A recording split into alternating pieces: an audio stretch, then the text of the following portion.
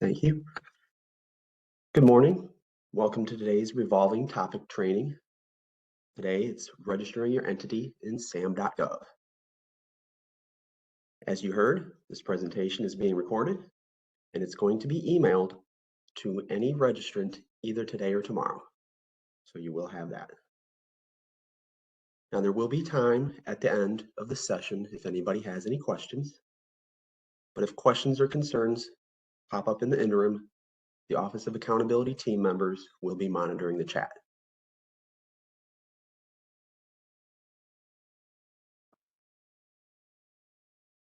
So let's get started here.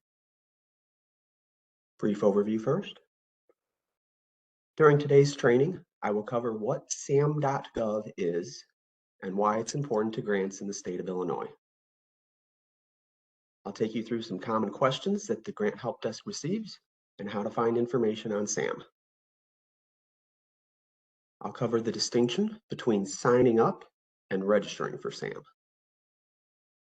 I will also be sharing PDF resources from SAM.gov to help you with completing your registration or renewal.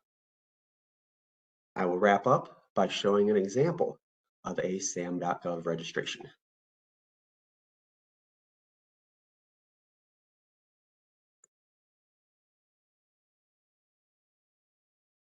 SAM stands for System for Award Management. By registering your entity with SAM.gov, an official U.S. government website, you will be eligible to do business with the U.S. government. SAM.gov can help you view entity registrations, exclusion records, and assistance listings. Assistance listings are detailed public descriptions of federal programs that provide grants, loans, scholarships, and other types of awards. Users can search for publicly available award data or view reports.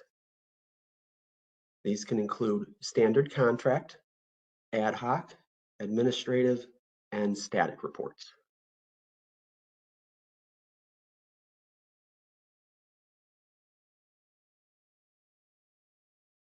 Why do you need a SAM.gov registration? Well, to apply for and hopefully eventually receive a grant, an entity must be in pre-qualified status, meaning the entity has met the Illinois Administrative Code's qualifications before applying for a grant. One of the requirements of pre-qualified status is having an active public SAM.gov registration. The state of Illinois uses SAM.gov to perform federally required verifications. The verification ensures an entity is not federally debarred or suspended. SAM registrations also assist in validating the accuracy of each entity's information. This way, an entity won't have 3 separate accounts in the SAM.gov portal. When registering with SAM.gov, users will have the option of being included in the public search. Please note that it is required that your entity be set to public. If an entity is not set to public, the account will not synchronize with the state of Illinois' GATA grantee portal, and the entity could miss out on grant opportunities.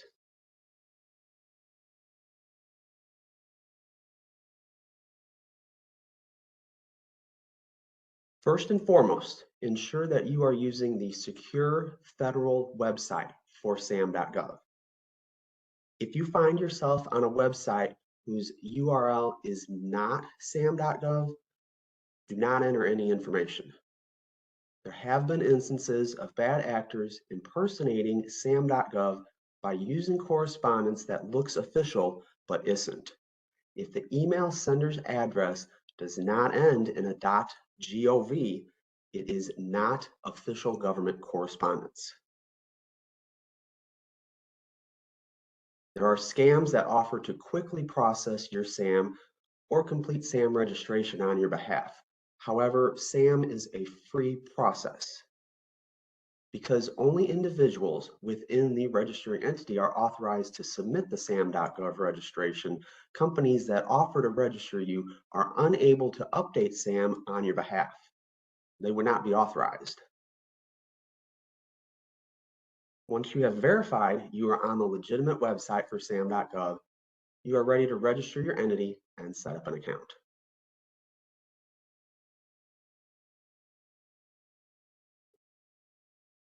Preparation for entity registration. There are two registration purpose types to select from in SAM.gov. We see them on the slide here. All awards registration and financial assistance awards only. All awards registration will allow you to bid on contracts and procurements, as well as apply for financial assistance, which includes grants and loans. Financial assistance awards only allows you to apply for financial assistance, i.e. grants and loans. This slide shows which section of SAM.gov registration process you as the user will need to submit for each registration type. Your entity can choose either registration purpose type. During this training, we will be covering the steps for the option on the right-hand side of the screen where it says Financial Assistance Awards Only.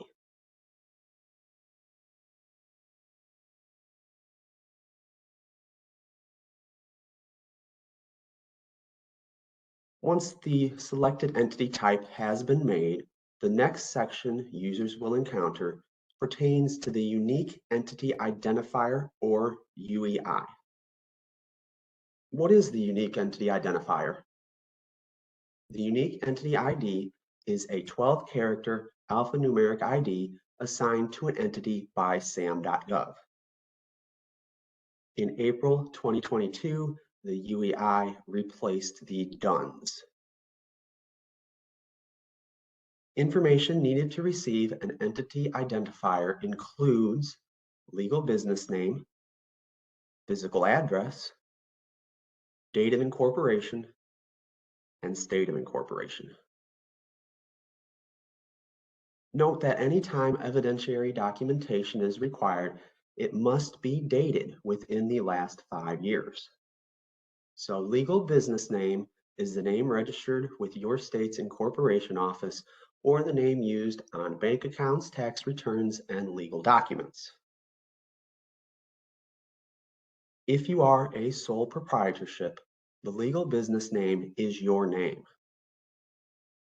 In that scenario, the doing business as is any other name used for the business. Physical address is the location where the principals of the organization conduct business. Please note that a post office box is not a physical address.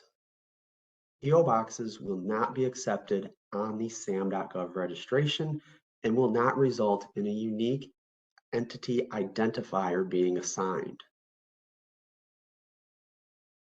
If you work at more than one location or use a virtual office, your entity's physical address in SAM.gov is the address where the books and records for your organization are kept. Date of incorporation is the year in which your entity was established, incorporated, founded, or otherwise began doing business. This will match the date on the evidentiary documentation. For example, if your entity is a university, you would enter the year the university was established. A local government would use the date it was established by statute. Proof of validation could include a certificate of formation if stamped by an authority.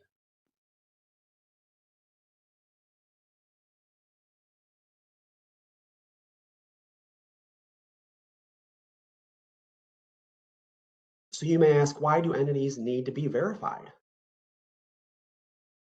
Validation confirms that the entity exists and is unique. This is crucial to prevent improper payments and deter procurement fraud.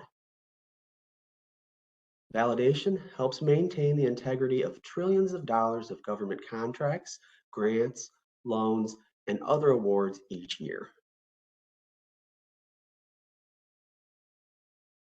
As stated earlier, during the validation process, entities will need to select whether their SAM.gov registration will be visible in public search results.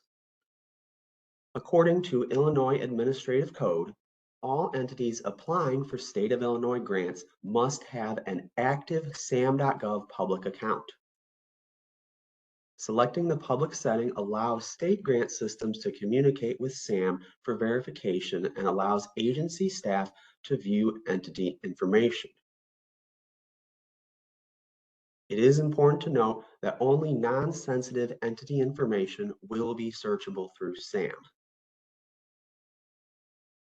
This slide illustrates how the State of Illinois portal displays for an entity that does not have their SAM registration set to public. Due to this message, the entity cannot be considered pre-qualified since the SAM.gov status reads UEI not found in the GATA grantee portal. This means the two systems cannot synchronize. Once all documentation has been validated, issuance of the UEI from SAM can take 1 to 3 business days.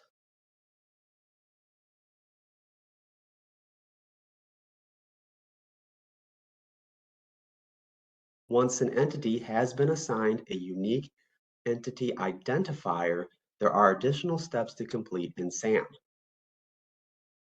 One of the most common oversights is entities believing they've satisfied their entire SAM.gov requirement because the unique entity identifier has arrived. Unfortunately, that is not the case. All entities will need to log back into their SAM.gov and activate the annual registration to be able to bid on government contracts or apply for grants. As you can see, the Illinois GATA portal reads UEI only. This message informs that the UEI was issued, but the entity did not finish the SAM registration requirement. Grant application status or payments will not move forward because the registration was not completed.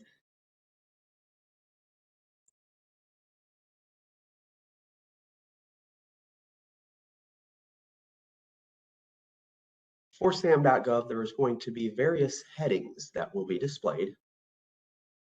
The headings will include the following: core data, assertions, representations and certifications, and points of contact. The registration section titled Core Data requires data and documents similar to those submitted to generate your UEI. Business information includes organization start date, physical address, taxpayer identification number or TIN, your website, and an IRS consent form. Other items to be completed will include institution type, entity structure, state of incorporation, and organization factors. Entity structure can be corporate, partnership, sole proprietorship, international organization, etc. Organization factors include fiscal year end date. Now, financial information will also need to be supplied. The process will ask if the entity accepts credit cards as a form of payment. It will ask for bank account information, remittance address, and executive compensation. Additional questions pertain to the entity's compensation structure, objective, and history with federal grant or procurement opportunities. The purpose of all these questions is to gauge if the entity qualifies as a small business.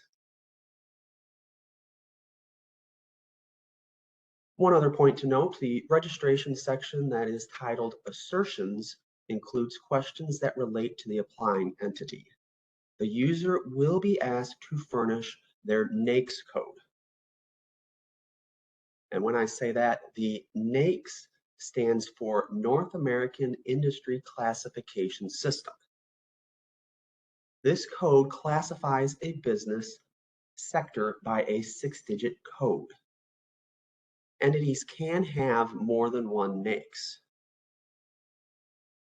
Since a particular opportunity may require a certain NAICS, you may want to go back and add additional codes if needed. If you are unsure what the appropriate NAICS is, please pay a visit to the link in the chat and secure the 6-digit code that applies to the entity's industry. And I did go and access that link earlier. It looks like they may be doing a bit of service maintenance on that website right now, but that website is the official one where you can go and look up your code. So hopefully they'll have that back up and running in the near future here. Additional questions under this section will ask about the size of the entity, annual receipts, and number of employees.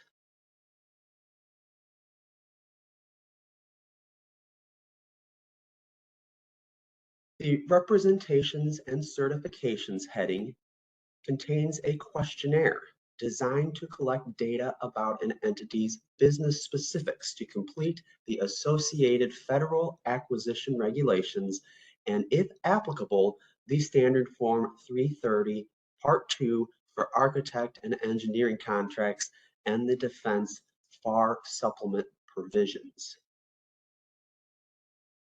In most instances, if a user is unsure of the question, there will be a hyperlink after the question that can be clicked on to see the underlying statute. Read each question thoroughly, because even though the answer to the last 7 questions may have been no, the system may throw a required yes in just to break the rhythm.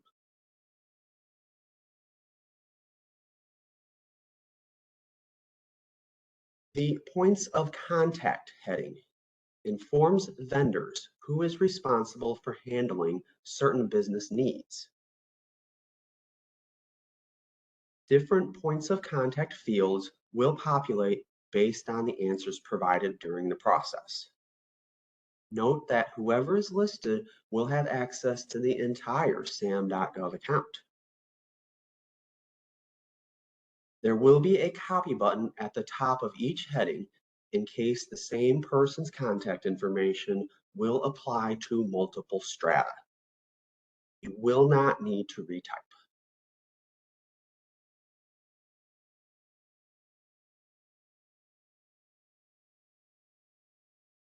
Once the user account for SAM has been created, log in to begin the process of registration. The Workspace is the dashboard area that summarizes and manages all the data and tasks. To find the Workspace, log in and you will see the Workspace button in the upper right corner of the screen.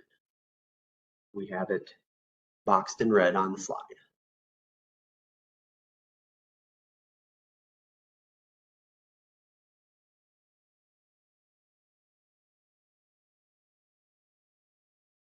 The SAM.gov workspace, shown on this slide, contains the Entity Information widget, which indicates the status of the registration process.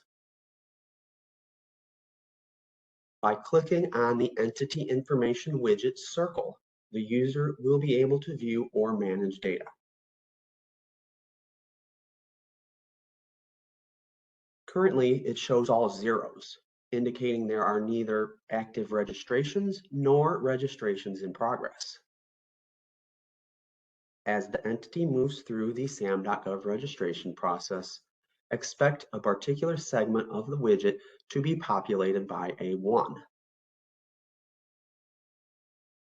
For example, if the entity has submitted information for a unique entity identifier, a number 1 will populate in the pending ID assignment circle. Once a unique entity identifier has been issued, a number 1 will then shift to populate the ID assigned circle. Second from the right is the work in progress registration circle. This means the entity is currently working on a task to submit the registration but has not fully submitted the information to SAM. Once submitted, a number 1 will populate in the far right submitted registration circle. And finally, when all entity information has been approved, a 1 will appear in the far left active registration widget. If the registration were to expire, registration is good for 365 days, then a 1 would populate in the inactive registration widget. Anyone experiencing frustration while completing SAM.gov process would do well to take a screenshot of this workspace screen to illustrate where they are at in the process.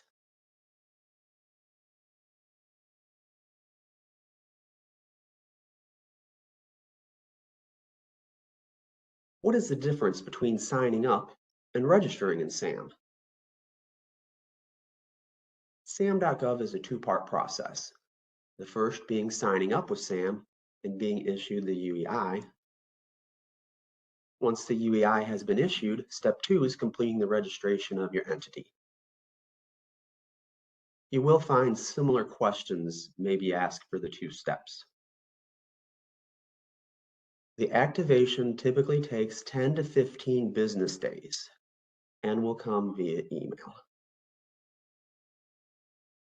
Please double check that the email sender's address ends in .gov. If there are any errors or discrepancies with your registration, instructions will be emailed on how to correct.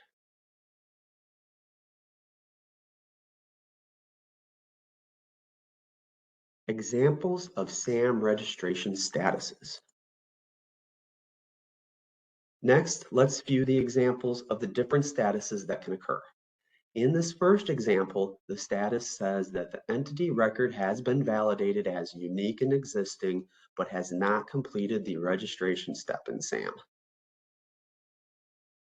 If this grantee were to check their data portal under the SAM requirement, they would see the status as UEI only. To correct this issue, the grantee would log into SAM to finish their registration. This next example is what shows if a grantee has not renewed their SAM registration. You'll see the status as inactive registration and the date of expiration. Please remember that the SAM registration is good for 365 days, so you will need to renew it annually. If this grantee were to check their data portal under the SAM requirement, they would see the status in red as not found. To correct this issue, the grantee would log into SAM to begin the registration renewal process.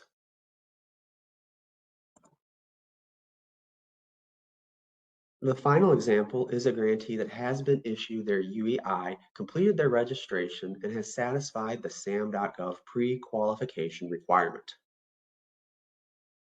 The status reads active registration, and the new expiration date indicates the registration is active until August 1st, 2025. If this grantee were to check their Illinois data portal, they would see good under the SAM.gov section.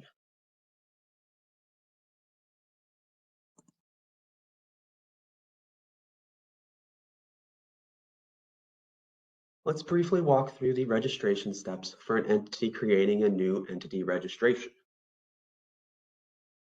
Once the user has logged in to SAM with their account information, there will be a box on the home screen that says register your entity or get a unique entity ID. After that, click on the green Get Started button.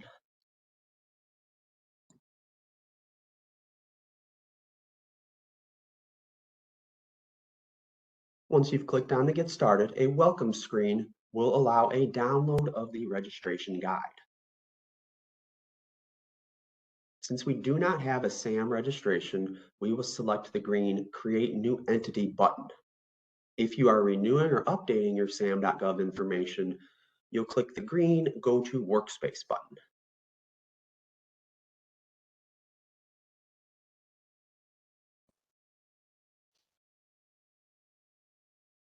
The next screen asks the goal of your registration. Does your entity want to do business directly with the U.S. federal government?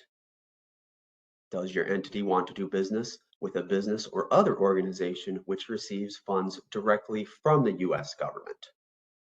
Or other? For this example, I will select the second option to do business with a business or other organization which receives funding directly from the U.S. government. Once selected, a new question will appear that goes into further detail of your intentions with registration.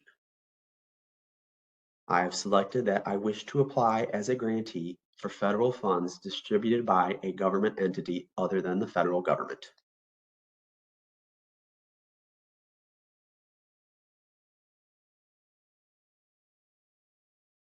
Next, we will answer who required your entity to be in SAM.gov. I have selected U.S. state or territory government, and I'm choosing Illinois in the drop-down menu.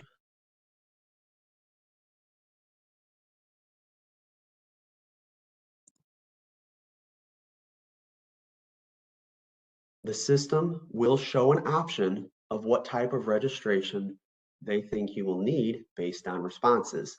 However, we know we will need more than a unique entity identifier.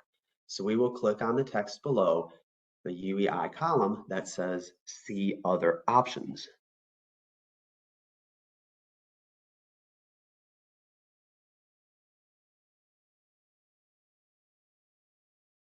This will display three options: UEI only, financial assistance, and all awards.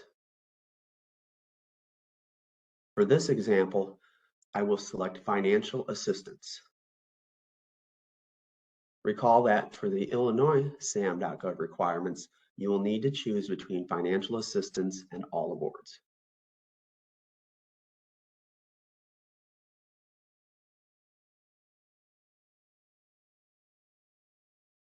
Once I've selected financial assistance awards, the system will ask if I am registering a government entity. Depending on your entity type, you will select yes or no.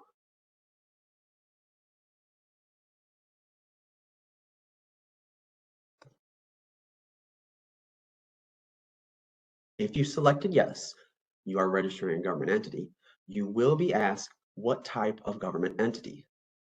If you are a local form of government, you'd select that option.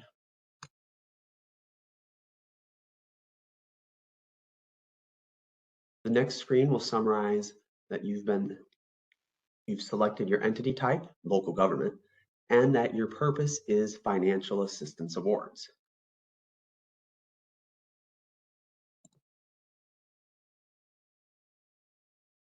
If you are not a governmental agency and therefore selected no, your series of questions will be different.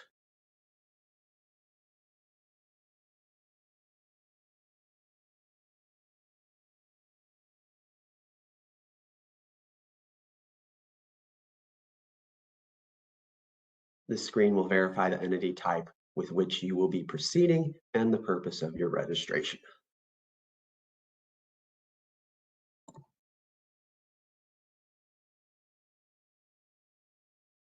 Now we'll move on to entering entity information. Please remember this is your entity's full legal name as it appears with the IRS. For example, if your business's legal name is William Christopher Incorporated, but you use the acronym WC Inc., then you must spell out the full legal name as William Christopher Incorporated. You can use the Doing Business As box if you wish to input WC Inc., but that is optional. It is important to also keep uniformity when registering with different systems. So keep in mind when you're registering for the Illinois Data Grantee Portal, you should use the entity's full legal name.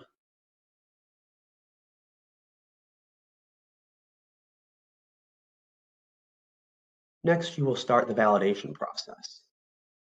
The information that is provided in the next section will be used throughout the federal government. You must make sure your information is current and correct. There will be a checkbox that will need to be selected so you can begin validation. So you'll check the box to proceed.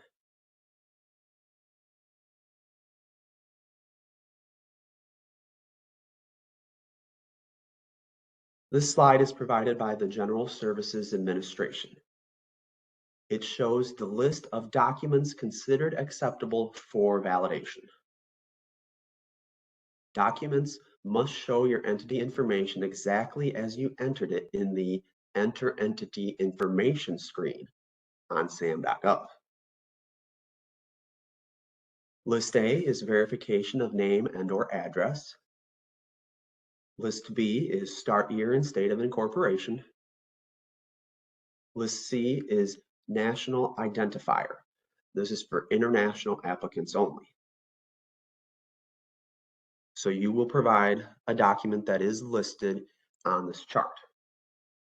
As we previously talked about, documents listed in these columns, especially A and B, must be newer than 5 years old. It can't be an old document. Please see the chat for the link to this document.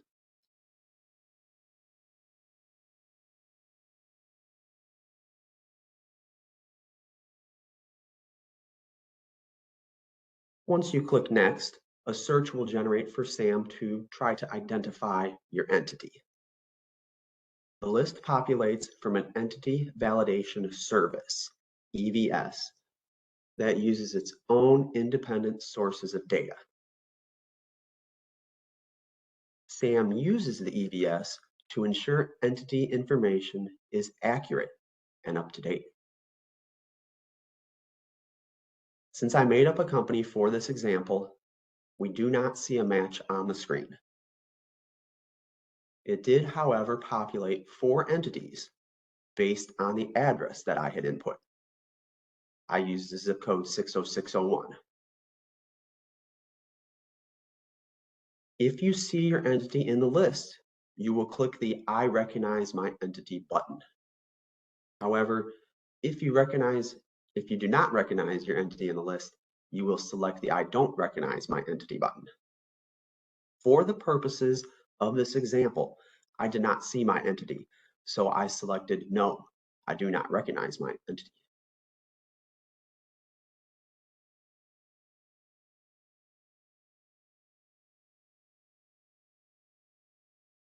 Next, we will enter the incorporation information, start year and state of incorporation. The gray box under the questions will provide supplemental information to help guide your response.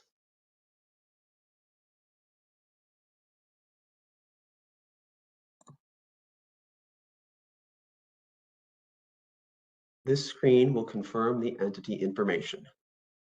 Double check to make sure all info has been input correctly, then hit Next.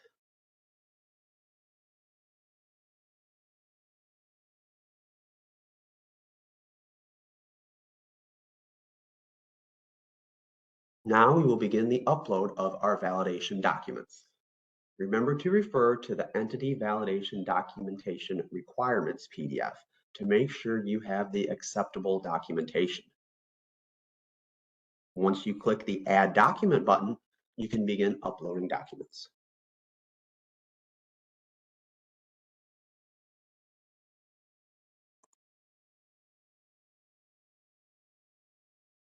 Use the drop-down menu to select what type of document you are uploading and use the checkboxes to properly identify what the document is validating.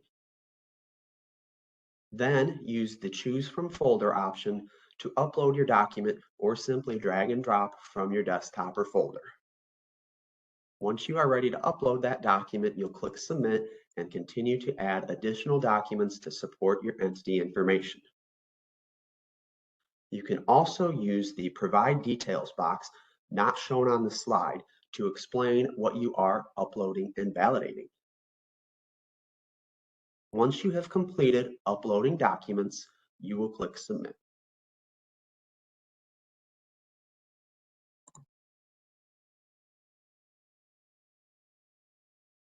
Once you've hit Submit, a screen will appear that you've submitted your entity documentation.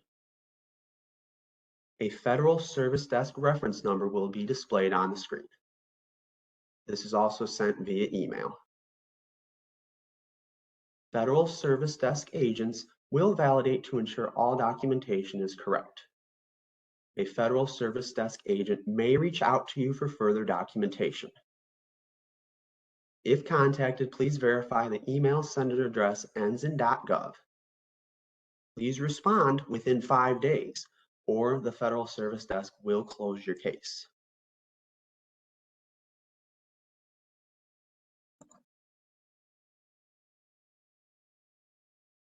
Once your entity is validated by Federal Service Desk agents, and you receive your Unique Entity Identifier, which typically takes 1 to 3 days, you will then begin the steps to register your entity.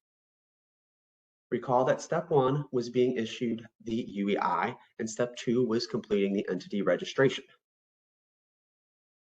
As you can see on the slide displaying the entity information widgets, a 1 has populated in the ID assigned circle. There are 2 ways to navigate to the registration. The first is by clicking on the green Get Started button like you did for UEI validation. You will be directed again to input your entity information. From the legal entities list, your entity will now be available to click on the listing to proceed with activating your registration. You will notice very similar questions, but there will be additional questions. If you need to stop working on a registration, you are welcome to save. This will place a 1 in the Work in Progress registration circle on the widget. You can then complete the registration later. Once finished and submitted, the submitted registration circle on the widget will populate with a number 1.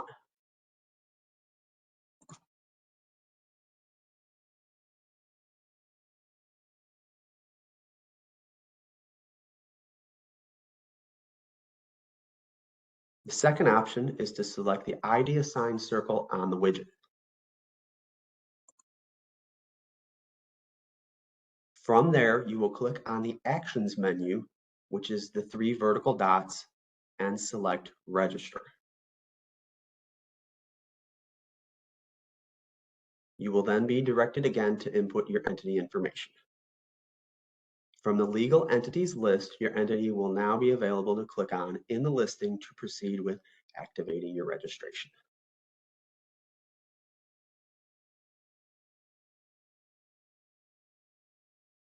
You will notice very similar questions to those associated with the application for obtaining the UEI, plus additional questions, which include, do you already have a cage code? The Commercial and Government Entity Code is a 5-character alphanumeric identifier assigned to entities located within the United States and its outlying areas by the Defense Logistics Agency CAGE program. All registrations will receive a CAGE code if they do not already have one. The CAGE code is used in the procurement and acquisition process like invoicing or pre-award verification. So if your entity has a CAGE code, you'll provide. If not, one will be assigned.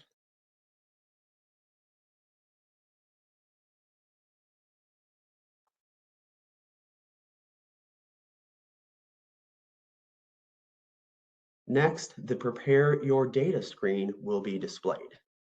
Review the sections you will be required to complete based on registration type, all awards or financial assistance only.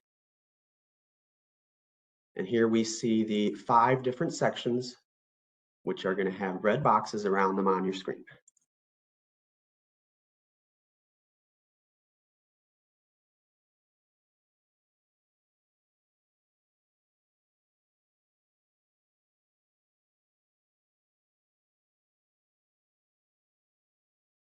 On the next screen, enter relationship to entity. You will need to indicate whether you are an employee or officer of the entity.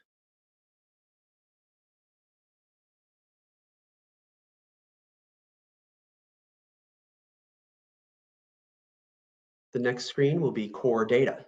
You will complete each section that is required by the purpose of your registration as mentioned earlier in the presentation. Once you have completed the series of core data questions, you'll be directed to a page that shows information for your entire registration. You'll then be working your way through the sections covered in slides 10 through 12 of this presentation.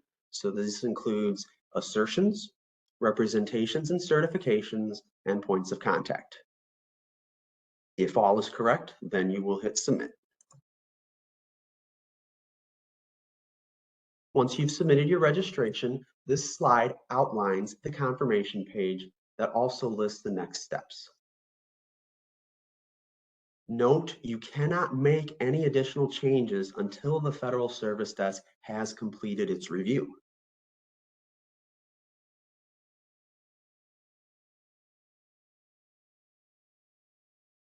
The time frame for activating a registration in SAM.gov depends on your purpose of registration and the processing time for each review.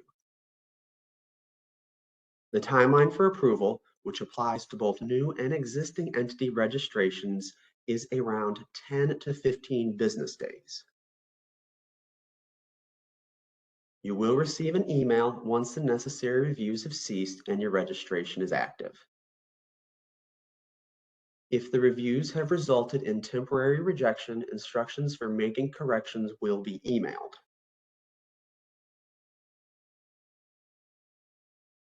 It can take an additional 24 to 48 hours once activated in SAM.gov for the registration information to be available in other government systems, i.e. the Illinois GATA Grantee Portal.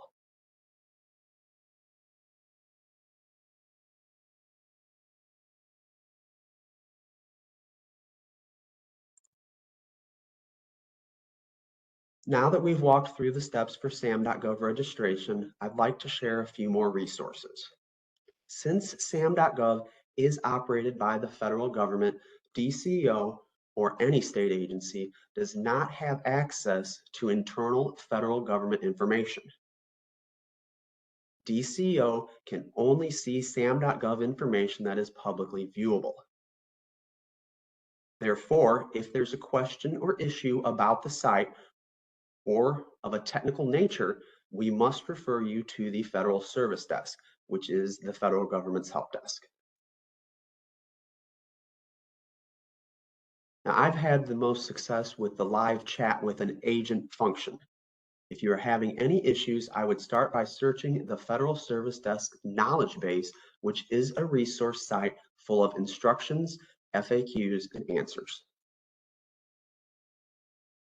If you do not have any luck with the knowledge base, I would next move to a live chat. And if that doesn't rectify your issue, I would create an incident ticket in the Federal Service Desk portal. Although this slide lists the phone number, in my experience, the wait time could stretch into hours depending on call volume. So I would try the other avenues for help either before or while I'm on hold.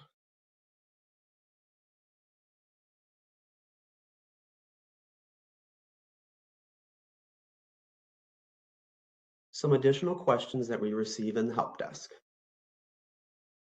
The first question occurs frequently, especially if the original SAM.gov administrator at your entity has left the organization. If this happens, it is possible to set up a new entity administrator. However, there are specific steps needed to make that change. SAM.gov has specific letter request templates, and you can select the template that best fits your request.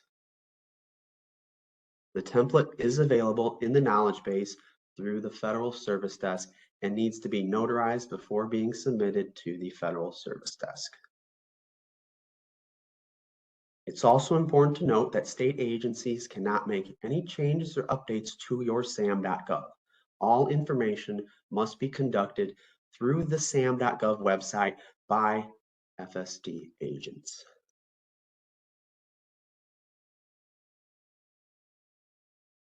We often get asked if the entity can remain private on SAM. According to the Illinois Administrative Code, all state of Illinois grantees must have a public profile. Only non-sensitive information is displayed on your profile. If you currently have a private profile, the steps to set your registration to public can be found in the chat. If you are still struggling with your SAM registration, use the resources available. State agencies can help to a certain point, but may need to rely on the Federal Service Desk. I highly suggest going through the knowledge base where there are several video walkthroughs. Another frequently asked question is, how can I check my registration status? There is a Check Entity Status tool on the homepage. However, you must be logged into your SAM.gov account to use it. If the tool is not available, I would reference your last communication with SAM and see how many days it has been. Please remember, it can take up to 15 days for your registration approval. You can always use the live agent chat function through the Federal Service Desk.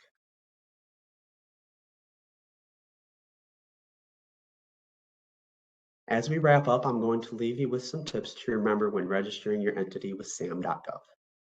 SAM.gov registrations are valid for 365 days, so set a calendar reminder at least 2 to 3 weeks in advance of your registration date so your registration does not lapse. It's also important to note that the GATA system will send out reminders that your expiration date is nearing. These automated messages, so if you've already done the renewal process, please feel free to disregard them. Your Illinois GATA grantee portal will update on the night of your SAM.gov expiration date and attempt to sync with any new registrations and their corresponding expiration date. The Federal Service Desk and Knowledge Base has several checklists and resources available to assist you through the process. Print out or save them to your desktop to refer to when completing your registration or renewal. Know that there are numerous resources to help you navigate your registration. So as we said, make sure your registration is set to public and not private.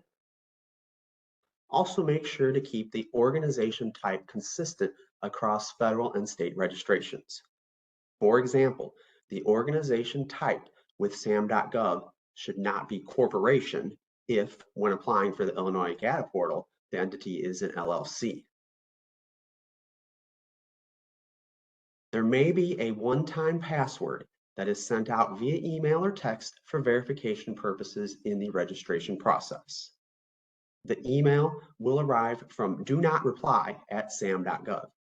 It is usually sent very promptly, so it may have went to spam if you don't see it immediately. Sometimes you may experience the system rejecting a section of the registration or renewal because there was a stray period or some facet of the application did not match what was on file either with the IRS or another system. So there may be some adjustments that are needed. You may also in the registration process see the acronym NCAGE. This is for entities located outside the US. If the entity is inside the US, it will be called, as we already talked about, the CAGE code. From time to time, you may see definitions pop up in the upper right-hand corner of your screen. These pop-ups could remind you what an ETIN or a CAGE is, so feel free to consult those if a better understanding of the process would be warranted. I also note that there are red asterisks that will indicate required fields. So if a field is stumping an applicant, chances are the field may not even be needed.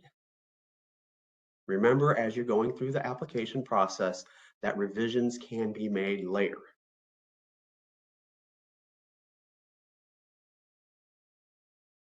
That will wrap up our training today on registering your entity in SAM.gov. As a reminder, this training was recorded, and the slides and recording will be sent out later this afternoon or tomorrow. I hope this was beneficial in answering some frequently asked questions. I will go ahead and check the chat and then open it up for questions, and I will take participants off mute as I call on them.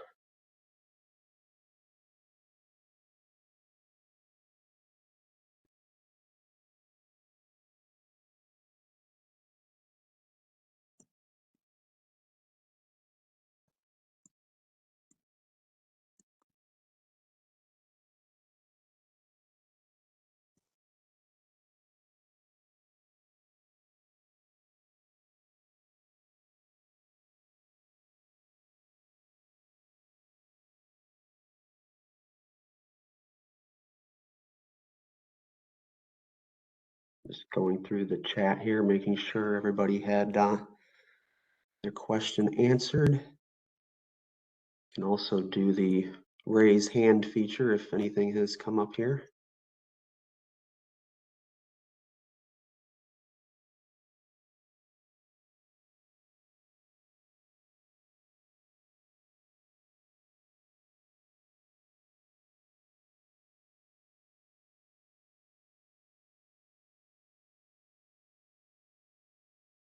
So it looks like Amber has got a lot of the questions here answered. Thank you for your help on that, Amber. I don't see any raised hands, so I thank you everybody for participating today. And then on that last slide there, send us an email to ceo.granthelp@illinois.gov if you have anything that comes up. Thank you much.